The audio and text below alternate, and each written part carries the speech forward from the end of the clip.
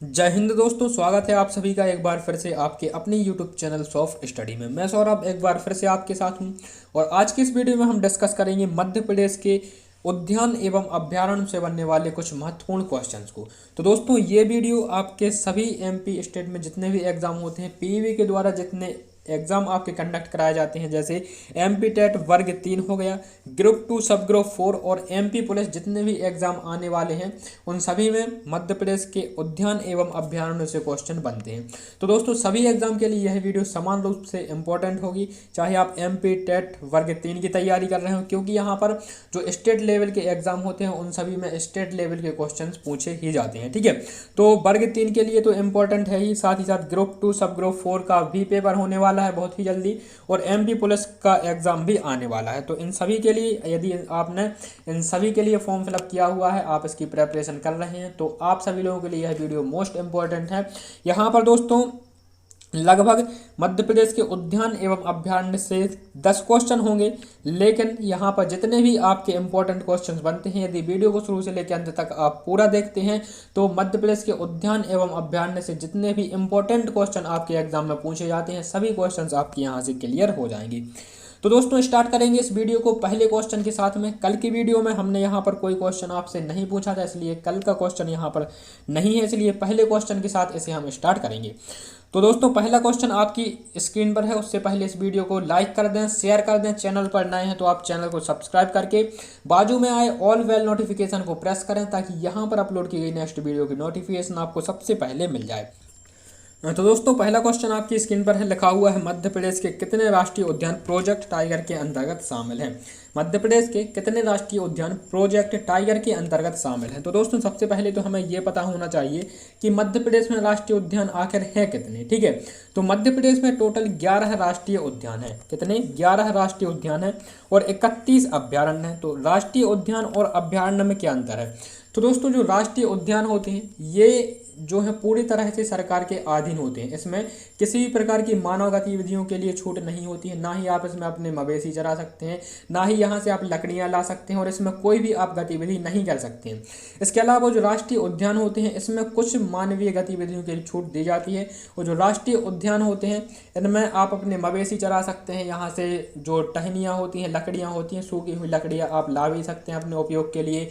और इसके साथ ही यदि आपका घर है, आपका आवास है अभ्यारण्य में, तो आप कुछ वहाँ पर सीमाओं के तहत उस अभ्यारण्य में निवास भी कर सकते हैं। लेकिन इसके अंतर्गत जो व्यक्ति अभ्यारण्यों के अंतर्गत निवास करते हैं, जो नियम होते हैं सरकारी, उन नियमों के अधीन आपको वहाँ पर रहना पड़ता है। इसके अलावा जो हमारे राष्ट्रीय उद्यान होते हैं उसमें आप किसी भी प्रकार का निवास नहीं कर सकते हैं। यदि कहीं पर राष्ट्रीय उद्यान बनाया जा रहा है तो वहाँ पर आपकी संपत्ति का हिसाब किताब सरकार के द्वारा पहले ही कर लिया जाएगा और वहाँ से आपको विस्थापित कर दिया जाता है। लेकिन अभ्यारण्यों में ऐसा नहीं होता है। अभ्यारण्यों में आप किसी विशेष स्थान पर निवेश कर सकते हैं, जैसे कहीं पर अभ्यारण्य का निर्माण कराया जा रहा है और वहाँ पर आपका गांव यदि बीच में फंसता है तो आपका गांव वहाँ से विस्थापित नहीं किया जाएगा, वहाँ पर आप निवास कर सकते हैं, लेकिन वहाँ पर आपको गवर्नमेंट के कुछ इंस्ट्रक्शन को फॉलो करना होगा। ठीक है, तो दोस्तों ये मेन अंतर होता है उद्यान एवं अभ्यारण्य में। इसके अलावा जो उद्यान होते हैं यहाँ पर जितने भी जंगली जानवर होते हैं और जितने भी आपके जंगल में जो वनस्पति आदि होते हैं, सभी के लिए यहाँ पर उद्यानों में संरक्षण प्रदान किया जाता है। लेकिन अभ्यारण्य किसी एक जानवर के लिए, किसी एक जाति विशेष के लिए भी बनाए जा सकते हैं, और मध्य प्रदेश में ऐसे कई अभ्यारण्य हैं जो कि किसी एक जाति विशेष के लिए संरक्षण प्रदान करने के लिए बनाए गए हैं। ठीक है, तो ये दोस्तों मेन अंतर होता है अभ्यारण्य में और यहाँ पर उद्यानों में। तो उम्मीद है आप इसे समझ पाए होंगे। इसके बाद में हम बात करते हैं हमारे क्वेश्चन के आंसर की। तो यहाँ पर जो हमारा क्वेश्चन है, मध्य प्रदेश के कितने राष्ट्रीय उद्यान प्रोजेक्ट टाइगर के अंतर्गत शामिल हैं। ठीक है, तो मध्य प्रदेश में कितने उद्यान हैं ये आपको पता होना चाहिए। तो मध्य प्रदेश में 11 उद्यान हैं। कौन कौन से उद्यान है? सबसे पहला है आपका कान्हा किसली, दूसरा है पन्ना राष्ट्रीय उद्यान, फिर आता है आपका सतपुड़ा, बांधवगढ़, माधव, पन्ना, पेंच और जीवाश्म राष्ट्रीय उद्यान। इसके अलावा संजय राष्ट्रीय उद्यान है, आपका वन विहार है, ओंकारेश्वर है और बाघ जीवाश्म उद्यान है। तो यहाँ पर इस प्रकार से 11 आपके राष्ट्रीय उद्यान हैं, चाहे आप तो इसे नोट भी कर सकते हैं। ठीक है, कितने आपके राष्ट्रीय उद्यान ऐसे हैं जो कि आपके प्रोजेक्ट टाइगर में सम्मिलित हैं? तो प्रोजेक्ट टाइगर में टोटल 6 राष्ट्रीय उद्यान सम्मिलित हैं। कौन सा है? तो सबसे पहला है यहाँ पर कान्हा किसली राष्ट्रीय उद्यान। ये मोस्ट इंपॉर्टेंट क्वेश्चन है, एग्जाम में ये क्वेश्चन कई बार पूछा जा चुका है। कान्हा किसली जो राष्ट्रीय उद्यान है ये सबसे पहला राष्ट्रीय उद्यान है मध्य प्रदेश का, जो कि प्रोजेक्ट टाइगर के अंतर्गत शामिल किया गया था। कहाँ पर स्थित है, तो कान्हा किसली राष्ट्रीय उद्यान आपका मंडला में स्थित है। और टोटल 6 राष्ट्रीय उद्यान है जो कि आपके प्रोजेक्ट टाइगर में शामिल है। ऑप्शन नंबर सी इसका करेक्ट हो जाएगा। इसके अलावा दोस्तों एक आपका उद्यान भी है, रातापानी उद्यान है, जो कि आपका प्रोजेक्ट टाइगर में शामिल है। तो एकमात्र उद्यान है रातापानी, रातापानी रायसेन में है, और ये जो उद्यान है ये प्रोजेक्ट टाइगर के अंतर्गत शामिल है। ठीक है, बढ़ते हैं नेक्स्ट क्वेश्चन की ओर। क्वेश्चन नंबर 2 आपकी स्क्रीन पर है, लिखा हुआ है निम्न में से कौन सा राष्ट्रीय निम्नलिखित में से कौन सा मध्य प्रदेश का एकमात्र अभ्यारण्य प्रोजेक्ट टाइगर के अंतर्गत शामिल है। तो प्रोजेक्ट टाइगर के अंतर्गत कौन सा एकमात्र अभ्यारण्य है, ये है आपका रातापानी अभ्यारण्य। कहाँ पर है, रायसेन में। ठीक है, रायसेन में यह स्थित है। तो ये आपको याद रखना है, ये भी इंपॉर्टेंट क्वेश्चन है। एग्जाम में आपका वही क्वेश्चन बनता है जिसकी कोई ना कोई विशेषता होती है। ठीक है, जैसे कि रातापानी अभ्यारण्य है, यह प्रोजेक्ट टाइगर में सम्मिलित एकमात्र अभ्यारण्य है। इसके लिए सोनचरैया के लिए संरक्षित अभ्यारण्य है, तो घाटी गांव करेरा अभ्यारण्य जो है वो सोनचरैया के लिए संरक्षित है। ठीक है, सबसे छोटा अभ्यारण्य आपसे पूछ लिया जाएगा या फिर सबसे बड़ा अभ्यारण्य पूछ लिया जाएगा। इस प्रकार से इंपॉर्टेंट क्वेश्चन आपके एग्जाम के लिए बन जाते हैं। ठीक है, तो वीडियो को अंत तक देखें और लाइक जरूर कर दें। यदि आप चैनल पर नए हैं तो सब्सक्राइब भी कर देना, और वीडियो पसंद आए तो इसे शेयर भी कर देना। नेक्स्ट क्वेश्चन है क्वेश्चन नंबर 3, लिखा हुआ है मध्य प्रदेश का सबसे बड़ा राष्ट्रीय उद्यान कौन सा है। मध्य प्रदेश का सबसे बड़ा राष्ट्रीय उद्यान कौन सा है। तो यहाँ पर दोस्तों जो सबसे बड़ा राष्ट्रीय उद्यान वो होता है हमारा कान्हा किसली राष्ट्रीय उद्यान। इसका जो क्षेत्रफल है, तो क्षेत्रफल कितना है इसका 940 वर्ग किलोमीटर। ठीक है, 940 वर्ग किलोमीटर में यह फैला हुआ है। और यहाँ पर जो इसकी स्थापना हुई थी, स्थापना 1955 में हुई थी। ठीक है, प्रोजेक्ट टाइगर में से 1974 में शामिल किया गया। ठीक है, और जो है कहाँ पर स्थित है, तो यह मंडला में स्थित है। तो ये सभी पॉइंट आपको यहाँ से याद होने चाहिए। बढ़ते हैं नेक्स्ट क्वेश्चन की ओर। क्वेश्चन नंबर 4 आपके स्क्रीन पर है, मध्य प्रदेश का सबसे बड़ा अभ्यारण्य कौन सा है। अभी हमने बात की मध्य प्रदेश के सबसे बड़े उद्यान की, अब आपको बताना है मध्य प्रदेश का सबसे बड़ा अभ्यारण्य कौन सा है। तो दोस्तों मध्य प्रदेश का जो सबसे बड़ा अभ्यारण्य हो जाता है वो होता है हमारा ऑप्शन नंबर बी, नौरहदेही अभ्यारण्य। ठीक है, नौरहदेही अभ्यारण्य जो है यह कहाँ पर स्थित है, तो यह सागर में स्थित है। सागर और दमोह में यह अभ्यारण्य पड़ता है। इसकी जो क्षेत्रफल है इसका कितना है, 1194 वर्ग किलोमीटर इसका क्षेत्रफल है। ठीक है, एनसीईआरटी के अनुसार 1194 वर्ग किलोमीटर इसका क्षेत्रफल है। तो ये आपको याद रखना है। बढ़ते हैं अगले क्वेश्चन की ओर। क्वेश्चन नंबर 5 लिखा हुआ है कि खरमोर पक्षी के लिए संरक्षित सरदारपुर अभ्यारण्य कहाँ स्थित है। खरमोर पक्षी के लिए जो है अभ्यारण्य कहाँ पर है ये आपको बताना है। सरदारपुर, खरमोर पक्षी के लिए 2 अभ्यारण्य हैं, जो कि यहाँ पर 2 अभ्यारण्य जिसमें खरमोर पक्षी का यहाँ पर संरक्षण प्रदान किया गया है खरमोर पक्षी को। तो कौन कौन से हैं, एक तो है आपका सरदारपुर। सरदारपुर कहाँ पर स्थित है, तो ये आपका धार में स्थित है। ठीक है, सरदारपुर कहाँ पर स्थित है, धार में स्थित है। इसके अलावा एक और अभ्यारण्य है, कौन सा है, सैलाना अभ्यारण्य। सैलाना अभ्यारण्य ये कहाँ पर स्थित है, तो ये रतलाम में स्थित है। ये दोनों आपको याद रखने हैं, सरदारपुर एवं सैलाना, दोनों खरमोर पक्षी के लिए संरक्षित हैं। नेक्स्ट क्वेश्चन है क्वेश्चन नंबर 6, लिखा हुआ है सोनचरैया के लिए संरक्षित अभ्यारण्य है।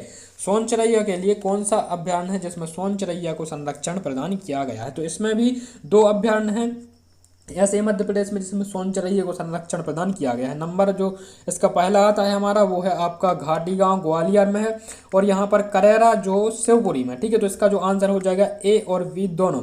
घाटी गांव ग्वालियर में स्थित है और करेरा जो अभ्यारण्य है यह आपका शिवपुरी में स्थित है। तो ये दोनों अभ्यारण्य हैं जो कि सोनचरैया के लिए जिनमें की संरक्षण प्रदान किया गया है।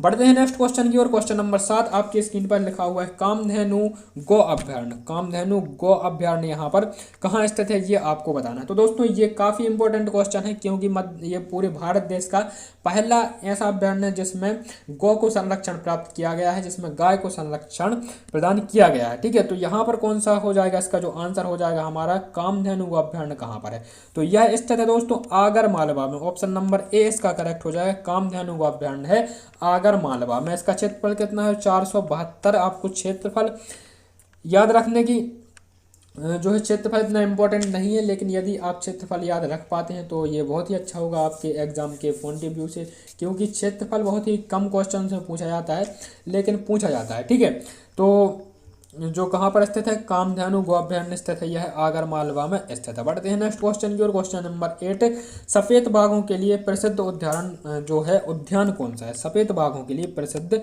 उद्यान कौन सा है, ये आपको बताना है। तो पन्ना, बांधवगढ़, वन विहार या फिर माधव।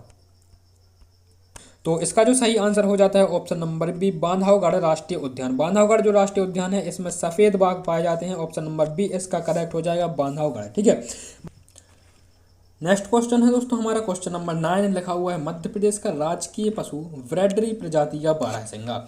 तो कौन सी, तो ये तो हम सभी जानते हैं कि मध्य प्रदेश का जो राजकीय पशु है वो बारहसिंगा है। ठीक है, लेकिन कौन सी प्रजाति का है, ये क्वेश्चन आपके एग्जाम में पूछ लिया जाता है। तो ब्रैडरी प्रजाति का जो बारहसिंगा है ये मध्य प्रदेश का राजकीय पशु है। इसे आप इस प्रकार से ब्रेड से, जो ब्रेड हम खाते हैं उस ब्रेड से आप लिंक करके इसे याद रख सकते हैं। इस प्रकार की कोई प्रजाति है और ये बारहसिंगा की प्रजाति। ठीक है, तो ब्रैडरी प्रजाति का बारहसिंगा एकमात्र स्थान है जहां पर यह पाया जाता है, ये आपको बताना है। तो दोस्तों ये पाया जाता है मध्य प्रदेश का ब्रैडरी प्रजाति, मध्य प्रदेश का जो राजकीय पशु है ब्रैडरी प्रजाति का बारहसिंगा, यह पाया जाता है कान्हा किसली उद्यान में। ठीक है, कान्हा किसली राष्ट्रीय उद्यान में यह पाया जाता है। प्रदेश का राजकीय पशु कब बनाया गया, ये हमें याद रखना है। तो इसे मध्य प्रदेश का राजकीय पशु बनाया गया कब? मध्य प्रदेश की 25वीं वर्षगांठ पर। मध्य प्रदेश की 25वीं वर्षगांठ पर मध्य प्रदेश का जो स्थापना दिवस है, मध्य प्रदेश की स्थापना कब हुई थी? तो 1 नवंबर 1956 को मध्य प्रदेश की स्थापना हुई थी। इसके अलावा जो इसकी 25वीं वर्षगांठ थी, 25वीं वर्षगांठ पर 1981 में जो मध्य प्रदेश का राजकीय पशु है ब्रैडरी प्रजाति का बारहसिंगा एवं जो राजकीय पक्षी है दूधराज या फिर शाही बुलबुल के नाम से भी इसे हम जानते हैं, इन दोनों को मध्य प्रदेश के राजकीय पशु एवं राजकीय पक्षी बनाया गया था। तो ये आपको याद रखना है। कहाँ पर पाया जाता है? तो कान्हा किसली राष्ट्रीय उद्यान में यह पाया जाता है। नेक्स्ट है दोस्तों क्वेश्चन नंबर 10, लिखा हुआ है व्हाइट टाइगर सफारी कहाँ पर स्थित है? व्हाइट टाइगर सफारी यहाँ कहाँ पर स्थित? तो ये है स्थित धार जिले में। ऑप्शन नंबर सी इसका करेक्ट हो जाएगा। नेक्स्ट है और इस वीडियो का अंतिम क्वेश्चन है, वन्य प्राणी संरक्षण अधिनियम कब लागू हुआ? वन्य प्राणी संरक्षण अधिनियम कब लागू हुआ? ठीक है, तो दोस्तों ये जो है वन्य प्राणी संरक्षण अधिनियम लागू हुआ था 1972 में। ऑप्शन नंबर बी इसका करेक्ट हो जाएगा। ठीक है, एक क्वेश्चन और पूछा जाता है कि प्रोजेक्ट टाइगर की शुरुआत कब की गई? भारत में प्रोजेक्ट टाइगर की शुरुआत कब की गई? तो भारत में प्रोजेक्ट टाइगर की शुरुआत 1973 में की गई थी। ठीक है, वन्य प्राणी संरक्षण अधिनियम 1972 में लागू किया गया था। प्रोजेक्ट टाइगर की शुरुआत 1973 में की गई थी। तो दोस्तों यहाँ पर आपको प्रोजेक्ट टाइगर के जन्मदाता कौन है ये याद रखना है। ठीक है, तो भारत में जो प्रोजेक्ट टाइगर के जन्मदाता हैं वो कैलाश सांकला है। भारत में कैलाश